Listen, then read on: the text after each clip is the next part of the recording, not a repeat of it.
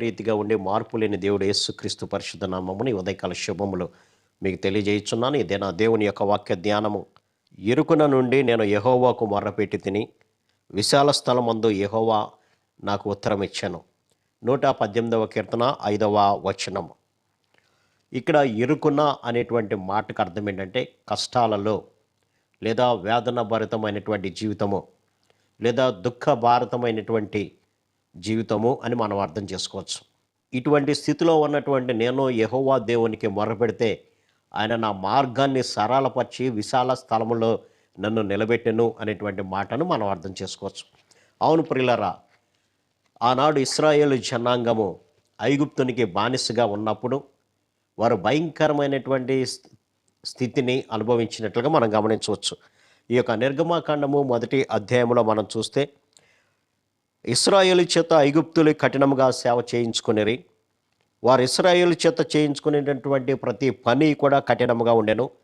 వారు జిగటమంటి పనిలోను, ఇటుకల పనిలోను, పొలంలో చేయు పనిలోను కఠిన సేవ చేయించి వారి ప్రాణములను విసిగించరే.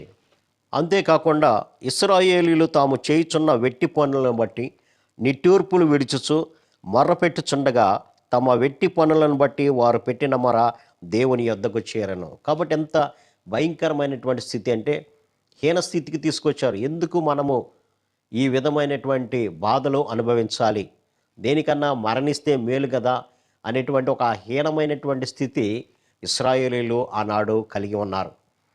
అప్పుడు ప్రభువుని వారు జ్ఞాపకం చేసుకొని ప్రభువుకి మొర్రపెట్టినట్లుగా మనం ఇక్కడ గమనించవచ్చు. వారు తమ వెట్టి పనులను బట్టి వారు పెట్టిన మొర దేవుని యొద్దకు చేరను. దేవుడు వారి మూల్గలను ఆలకించెను. కాబట్టి ఎరుకున ఉన్నటువంటి స్థలములో నేను యెహోవాకు మొర్రపెట్టగా విశాల స్థలమందు యెహోవా నాకు ఉత్తరం ఇచ్చాను. ఆనాడు వారి మొరను ఆలకించినటువంటి దేవుడు వారికి విడుదల దయచేయడానికే మోషేను ఏర్పాటు చేసుకున్నట్లుగా మనం చూడవచ్చు. అంతేకాకుండా మరియు యెహోవా ఇట్లనెను, నేను ఐగుప్తులోనున్న నా ప్రజల బాధను నిశ్చయముగా చూచితిని. పనులలో తమ్ము కష్టపెట్టు వారిని బట్టి వారు పెట్టిన మొర వింటిని, వారి దుఃఖములు నాకు తెలిసే ఉన్నవి. కాబట్టి మన దేవుడు ప్రార్థన ఆలకించేటువంటి దేవుడు. ఆయన యొక్క బిడ్డలు కష్టాల్లో, వేదనలో, దుఃఖములో ఉన్నప్పుడు విడిచిపెట్టేటువంటి దేవుడు కాదు, కానీ వారి మొరను ఆలకించి ఆ యొక్క ప్రతి ఇక్కటి నుంచి విడుదల దయచేసేటువంటి దేవుడై ఉంటున్నాడు. కాబట్టి వారు పెట్టినటువంటి మొరను నేను ఆలకించాను అని అంటున్నాడు ప్రభు.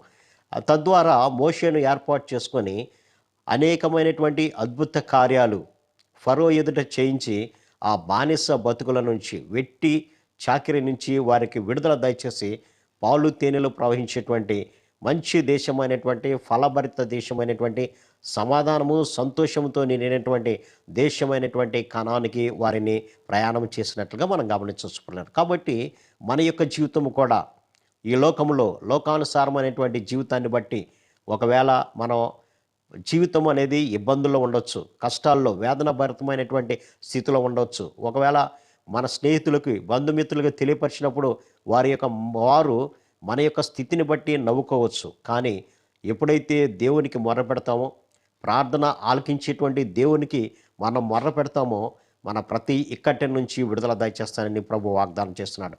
విడుదల దయచేయటమే కాదు, కానీ సమాధానకరమైనటువంటి విశాల స్థలములో మనల్ని నివసింపచేస్తానని ప్రభు వాగ్దానం చేస్తున్నాడు. పిల్లరా, ఆనాడు ఇశ్రాయేలు జనాంగాన్ని శ్రేష్టమైనటువంటి పాలు తేనెలు ప్రవహించిన దేశంలోనికి ప్రవేశపెట్టినట్లుగానే మనం ఈ లోకము అనేటువంటి శ్రమల నుంచి ప్రభు మనల్ని విడిపించి ఆయన రాజ్యమైనటువంటి పరలోక రాజ్యంలో, సమాధానకరమైనటువంటి రాజ్యము, సంతోషకరమైనటువంటి ఏడుపులు, దుఃఖము, వేదన భరితము లేనటువంటి రాజ్యంలో మనల్ని కూడా ప్రవేశపెట్టడానికి ప్రభు సిద్ధంగా ఉన్నాడు పిల్లరా.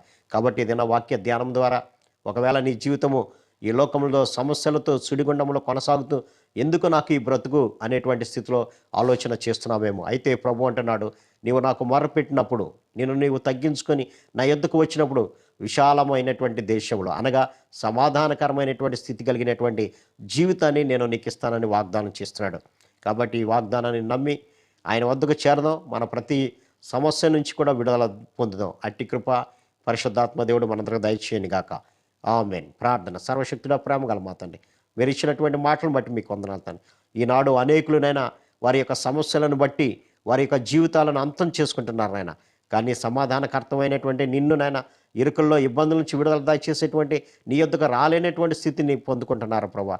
అవన్నీ కూడా విడిచిపెట్టినైనా సమాధానాన్ని కలుగు చేసేటువంటి దేవుడు నీ ఉన్నావని, ఇక్కడి నుంచి విడుదల దయచేసే దేవుడు నీ ఉన్నావని విశ్వసించి మీ యొద్దకు వచ్చినైనా నెమ్మదిని సమాధానాన్ని పొందుకునే భాగ్యం ప్రతి బిడ్డకు దయచేయమని యేసు నామమున అడిగి వేడుకొంచున్నాను తండ్రి. ఆమేన్. God bless you.